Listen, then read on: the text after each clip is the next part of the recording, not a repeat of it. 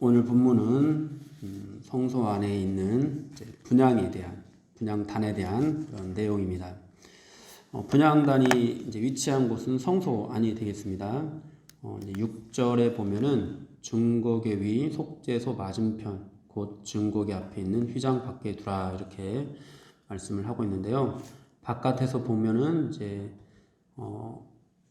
보는 방향에서 보면은 성소 왼쪽에는 등잔대가 있고 오른쪽에는 진설병이 있고 중앙에 이제 지성소 휘장 바로 앞에 분향단이 있습니다. 이게 성전의 구조인데요. 분향단 위치가 보면은 이게 이제 성소인데 들어가면은 왼쪽에 등잔대, 오른쪽에 진설병상 그리고 향단이 여기 있습니다. 여기가 이제 지성소를 막는 그 휘장이 되겠고요. 여기에 이제 분향단이 이렇게 위치하고 있습니다. 그런데 열왕기상 6장 22절에 보면은 이 분향단이 내소, 그러니까 지성소에 속한 제단이다 이렇게 말씀을 하기도 하거든요. 그리고 히브리서 9장 3, 4절에서도 보면은 금향로라고 이제 표현이 되는데 이것이 곧 분향단입니다. 이 금향로가 지성소에 언약궤와 함께 있었다 이렇게 또 말씀을 하기도 합니다. 이 언약궤는 성소 안에 있는 그 지성소 안에 있는 그런 도구인데 이 언약궤와 함께 있다 이렇게 표현을 하고 있는데 그 이유는 이제 우리가 레위기 말씀을 보면은 이제 이해를 하게 되는데요. 레위기 16장 11절에서 13절을 보면은 아론이 속죄제를 드릴 때 향로를 가지고 그러니까 그 분향단을 가지고 휘장 안으로 들어가느라 이렇게 말씀을 하거든요. 그러니까 이 분향단은 대제사장이 속죄를 드릴 때 반드시 가지고 들어가야 하는 그런 도구였던 것입니다. 이 대제사장이 분향단의 이 향연으로 속죄소를 가려야 죽지 아니할 것이다 이렇게 또 말씀을 하고 있습니다.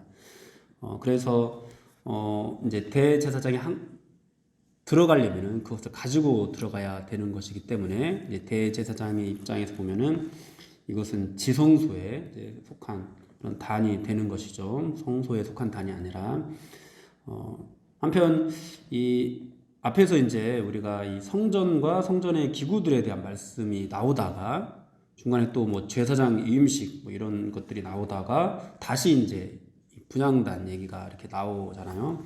순서가 왠지 이 분향단이 그 성전에 있는 그런 기구들을 설명을 할 때 같이 나와야 하는데 이제 뜬금없이 이제 중간에 제사장 위임식 뭐 속죄나 뭐 화목제나 뭐 이런 것들 드리는 그런 제사에 대한 설명들을 한 다음에 이 분향단에 대한 그런 말씀이 나오고 있는데요.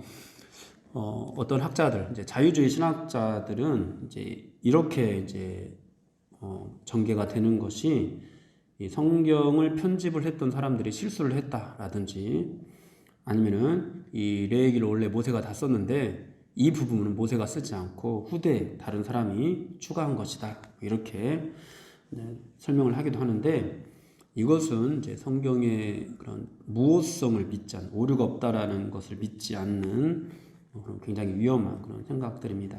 성경은 일점 유력도 틀림이 없는 그런 정확무오한 하나님의 말씀입니다. 사람이 뭐 이해하기 어렵다고 해서 오류를 주장하거나 이것은 첨가한 것이다 이렇게 말을 하는 것은 이제 성경을 성령의 영감으로 쓰여진 것에 대해서 믿지 않고 사람이 쓴 글로 이해를 하려고 하는 굉장히 위험한 발상입니다. 이 분향단 그리고 이제 뒤에 또 물두멍에 대한 말씀도 나오는데요. 이 말씀이 왜 25장에서 말씀되어지지 않고 30장에 와서야 말씀되어지는가 정확하게는 우리가 알 수는 없습니다.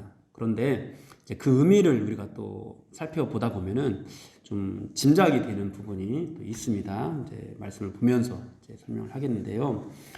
분향단은 조각목으로 만들었습니다. 조각목은 아카시아 나무라고 했고 아카시아 나무가 우리가 생각하는 그런 아카시아 나무는 아니었습니다. 제가 그림으로 예전에 보여준 적이 있습니다. 크기는 높이가 2규빗, 가로가 1규빗, 세로 1규빗 이 정도의 크기고요. 성소의 다른 기구와 마찬가지로 금으로 이제 둘러싸게 입히게 도금을 한 거죠. 그리고 내 모서리에는 뿔이 나오도록 만들었고 또 금고리 둘을 만들었는데 이 금고리에 채를 꿰어서 어깨에 맬 수 있도록 그렇게 만들었습니다. 그림으로 보면은 분향단이 바로 이런 모습입니다. 그리고 이제 사람 앞에 있는 거 이제 크기를 짐작해 볼 수 있죠. 이제 아론은 매일 아침 이 등잔대에 불을 손질할 때 그리고 저녁 등잔대 불을 켤 때 이 분향단을 향을 살라야 했습니다. 아침 저녁으로 이거를 살르면서 이 등잔대 불도 이제 함께 점검을 한 거죠. 그래서 이제 향이 끊어지면 안 되었고 또 여기에는 절대로 다른 향을 사르거나 이 분향단에 향을 사르는 일 외에 뭐 번제나 소제, 전제 이런 제물이 드려지면 절대로 안 되었습니다. 34절, 38절 말씀 보면은 여기에 사르는 향이 소합향, 나감향, 풍자향이었는데요. 여기에 이제 이 외에 다른 향이 여기에 올려져서는 안 되는 것이었습니다. 그리고 또 절대로 사람을 위해서 이 향을 피우지 말라고 말씀을 하고 있습니다. 분향단에 쓰이는 이 향은 반드시 하나님께 올리는 용도로만 사용하도록 했습니다.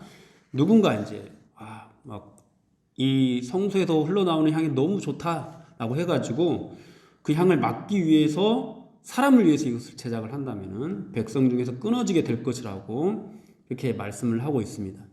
다른 불을 드리면 안 되고 다른 향을 여기다 올려드리면 안 되었고 또 이 향을 밖에서 사람을 위해서 사용하면은 안 된다라는 것이었습니다.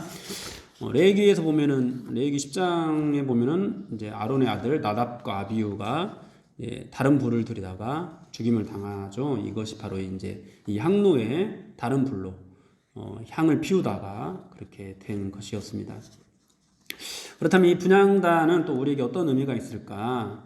이 성전에서 이제 분향단의 용도는 향을 피우는 것이었습니다. 향을 피워서 언약궤를 뭐 가린다 뭐 이런 말씀도 있고 아마 이제 이 향을 피워서 재물을 드리다 보면은 여러 가지 냄새가 많이 나잖아요. 그런 것들을 제거하는 그런 역할도 아마 했을 것 같습니다. 그런데 이제 성경에서 표현하는 이 분향단의 의미는 기도입니다. 기도. 그래서 시편 141편 1, 2절 말씀 보면은 이렇게 나와 있습니다. 한번 읽어보겠습니다. 여호와여 내가 주를 불러싸오니 속히 내게 오시옵소서. 내가 주께 부르짖음을 부르짖되 내 귀를 기울이소서. 나의 기도가 주의 앞에 분향함과 같이 되며 나의 손 드는 것이 저녁 제사같이 되게 하소서. 아멘. 여기서 보면은 나의 기도가 주의 앞에 분향함과 같이 되며 이렇게 말씀을 하고 있습니다. 그러니까 이 분향하는 것이 기도로 그렇게 묘사를 하고 있고요. 또 요한계시록 5장 8절 말씀 봐도 이렇게 나와 있습니다. 한번 읽어보겠습니다. 그 두루마리를 취하심에 내 생물과 24장로들이 그 어린 양 앞에 엎드려 각각 검은고와 향이 가득한 큰 대접을 가졌으니 이 향은 성도의 기도들이다. 아멘. 이 향이 성도의 기도라고 말씀을 하고 있고요. 또 요한계시록 8장 3, 4절 말씀도요. 읽겠습니다. 또 다른 천사가 와서 제단 곁에 서서 금향로를 가지고 많은 향을 받았으니 이는 모든 성도의 기도와 합하여 보좌 앞 금제단에 드리고자 함이라. 향연이 성도의 기도와 함께 천사의 손으로부터 하나님 앞으로 올라가는지라. 아멘. 분향이 바로 이제 기도라고 그렇게 분명하게 성경에서 말씀을 하고 있습니다. 그래서 이 제사장이 성전에 들어가서 분향하는 동안 또 백성들은 밖에서 기도했다라는 내용이 이제 누가복음에 나오기도 하는데요. 한번 읽어보겠습니다. 제사장의 전례를 따라 제비를 뽑아 주의 성전에 들어가 분향하고 모든 백성은 그 분향하는 시간에 밖에서 기도하더니 주의 사자가 그에게 나타나 향단 우편에 선지라. 아멘. 네, 제사장이 성전에 들어가서 분향하는 동안 백성들이 기도했다라고 이제 말씀을 하고 있습니다. 그러니까 이 모든 내용들을 볼 때 분향단에서 분향하는 것은 하나님께 기도를 드리는, 이 제사장이 하나님께 백성들을 위해서 기도를 올려드리는 어떤 그런 의미가 있게 되는 것입니다. 그래서 이제 분향단이 바로 하나님께 올려드리는 기도다라고 한다고 하면 그런 의미가 있다면은 이제 이 말씀이 30장에서 설명되는 이유를 우리가 또 짐작을 해 볼 수가 있는데요. 하나님께 올려드리는 기도는 성막 안에서 이루어지는 모든 제사, 이런 것들이 끝나야 가능한 것이었습니다. 번제단에서 드리는 속죄 제사가 이제 이루어지고 제사장이 세워져야만 기도를 드릴 수 있게 되는 거죠. 제사장이 세워지지 않은 상태에서 뭐 이 앞에서 누가 기도한다 이런 것은 일어날 수 없잖아요. 그러니까 이 모든 그런 일들이 끝나고 나야 기도를 할 수 있는 것이기 때문에 아마 이 분향단을 30장에 와서 이제 설명을 하고 있는 것으로 보여집니다. 성도들이 이제 이 제사장의 기도를 통해서 함께 이제 하나님 앞에 기도를 하게 되는데요. 우리가 하나님 앞에 나와서 기도할 수 있게 된 것. 우리는 제사장을 통해서 기도하지 않고 예수님이 우리의 큰 대제사장이 되셔서 이제 하나님께 직접 기도로 나아갈 수 있게 되었는데, 우리가 기도를 할 수 있게 된 것도 이 우리의 대제사장 되시는 큰 대제사장 되시는 예수 그리스도가 세워지고 그분이 우리의 죄를 속죄하시고 우리를 하나님과 화목하게 하시고 난 이후에 우리가 하나님께 직접 기도가 가능해진 것이죠. 그러니까 이 모든 순서를 볼 때 제사장 위임식이 끝나야 이제 이 분향단에 대한 설명이 나오는 것이 이제 타당한 것이 되겠습니다. 오늘 본문 10절에서도 보면은 아론이 1년에 한 번씩 이 향단 뿔을 위하여 속죄하되 속죄제의 피로 1년에 한 번씩 대대로 속죄할지니라. 이 제단은 여호와께 즉히 거룩하니라. 이렇게 말씀을 하고 있는데요.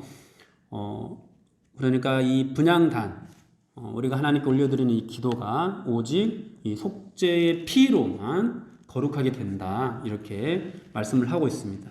그러니까 우리의 기도도 무엇으로 거룩하게 돼요? 오직 예수 그리스도의 피로만 거룩하게 되는 것이죠. 다른 것으로 우리의 기도가 거룩하게 되는 것이 아닙니다. 오직 그리스도의 피로만, 그리스도의 이 피로만 거룩하게 되어서 우리의 기도가 하나님께 향기로운 향이 되는 것입니다. 그래서 우리의 기도가 하나님께 닿게 되는 것, 하나님께서 우리의 기도를 받으시게 되는 것, 이것은 전적으로 우리가 그리스도만을 의지해야 합니다. 그러므로 우리가 기도할 때 기도를 많이 하는 것, 기도를 하루에 1시간 한다, 2시간 한다, 3시간 한다, 이런 것을 의지한다든지, 또는 기도를 멋있게 하는 것, 정말 어떻게 기도를 저렇게 잘할까, 이렇게 멋있게 하는 것, 또는 우리가 간절히 쥐어짜내서 정말 우리의 열정으로 하는 것, 여러분 이것을 의지해서 하나님께 나아가면 안 된다라는 거죠. 기도는 오직 그리스도의 피만 의지해야 합니다. 그리스도의 피가 우리의 기도를 정말 거룩하게 하는 거지, 우리가 기도를 많이 한다고 해서, 기도를 멋있게 한다고 해서 하나님께서 받으시는 것이 아니다라는 것입니다. 예수님께서 우리 죄를 속죄하셨기 때문에 우리의 기도를 받으십니다. 이 기도는 하나님께 올려지는 향기로운 향이 되는데요. 하나님께서는 이 분향단에서 전제, 번제, 이런 것들을 올려드리지 못하게 했습니다. 그러니까 이 번제나 소제, 전제 이런 것들은 속죄의 의미가 있게 되는 건데, 이 기도를 통해서 속죄가 이루어질 수 없다라는 것을 분명히 한 것입니다. 속죄는 번제단에서 이루어지는 것입니다. 분향단에서 속죄가 이루어지는 것이 아닙니다. 분향단에서는 기도만 하면 됩니다. 다른 제물을 드리면은 죽임을 당한다고 했습니다. 그러니까 기도 때문에 우리의 죄가 속죄받는 것이 아니다라는 것입니다. 물론 우리는 이제 기도를 하면서 회개의 기도를 합니다. 그런데 우리의 회개의 기도 때문에 하나님께서 우리의 죄를 속죄해 주시는 것이 아니다라는 것이 되겠습니다. 우리의 기도는, 회개 기도를 포함한 모든 기도는 오직 우리 죄를 속죄해 주신 예수 그리스도의 은혜에 감사하는 마음을 기반으로 해서 드려야 합니다. 회개 기도를 해서 속죄해 주시는 것이 아니라 이미 앞에 번제단에서 제물을 드린 것으로 속죄를 해 주신 것이고, 우리가 이제 기도를 통해서 회개 기도하는 것은 이제 그런 의미가 아닌 거죠. 속죄받는 의미가 아니라 이제 물두멍에서 이제 손을 씻는 어떤 그런 정도의 이제 의미가 있게 되는 건데, 이것은 이제 또 물두멍에서 이제 나중에 또 같이 말씀을 드리도록 하겠습니다. 이제 이 분향단이 이렇게 하나님께 올려드리는 향기로운 기도의 의미가 있기 때문에 우리가 여기에서 뭔가 쥐어짜내고 뭔가 이것을 통해서 막 속죄를 받고 이런 어떤 수단으로 이 기도를 사용해서는 안 되겠습니다. 이제 다른 종교들을 보면은 이제 어떤 토속 신앙이나 뭐 샤머니즘 뭐 이런 거나 심지어 이제 카톨릭에서도 보면은 이 기도를 통해서 뭔가 고행을 하고 어떤 자격을 만들고 뭐 이런 일들을 행하기도 하는데, 뭐 심판을 면하기 위해서 기도를 하고 또 구원과 복을 받기 위해서 기도를 하고 이런 식의 기도들, 그래서 이 기도가 괴로운 행위를 동반하는 경우도 있게 되고요. 어떤 사람은 자신의 선행과 봉사를 하면서 자신의 죄를 속죄하는 의미, 선행과 봉사를 하는데도 이것을 속죄하는 의미로 하나님께 올려드리는 이렇게 하기도 하는데, 속죄하는 의미로 봉사한다, 이것도 있을 수 없는 거죠. 속죄는 그 번제단에서만 드리는 건데 분향단에서 또는 뭐 봉사하는 데서 할 수가 없는 것이니까요. 카톨릭에서는 죽은 사람을 위해서 기도하고 자신의 보속을 위해서 묵주를 돌리며 기도하기도 하는데, 이것도 이 분향단의 의미를 이제 전혀 이제 이해하지 못한 그런 행위가 되겠습니다. 다른 불과 다른 향을 분향단에서 드린다라고 하면은 이것은 죽임을 당하는 일이라고 분명히 하나님께서 말씀을 하고 있는데, 여러분 우리가 기도를 할 때 기도를 이제 속죄를 기반으로 해서 하나님께 감사를 올려드리는, 그러니까 기도하는 것 자체가 감사인 거예요. 굉장히 큰 감사를 올려드리는 것으로 기도하지 않고 뭔가 막 이것을 통해서 내가 속죄받고 이것을 통해서 뭔가 막 업보를 쌓아가지고 뭔가 하나님께서 내 소원을 들어드리는 어떤 막 그런 수단으로 삼고 이렇게 하는 것은 다른 향을 올려드리는 것과 같다라는 것입니다. 그러므로 여러분 기도는 반드시 속죄를 기반으로 해서 기쁨과 감사로, 그래서 하나님께서 받으시는 향기로운 향으로 이렇게 올려드리십시오. 여기에 절대로 다른 번제나 전제나 소제 이런 어떤 제물이 드려지는 어떤 그런 피냄새가 여기서 나서는 안 되겠습니다. 오직 향기로운 향만이 하나님께 올려져야 하는 것입니다.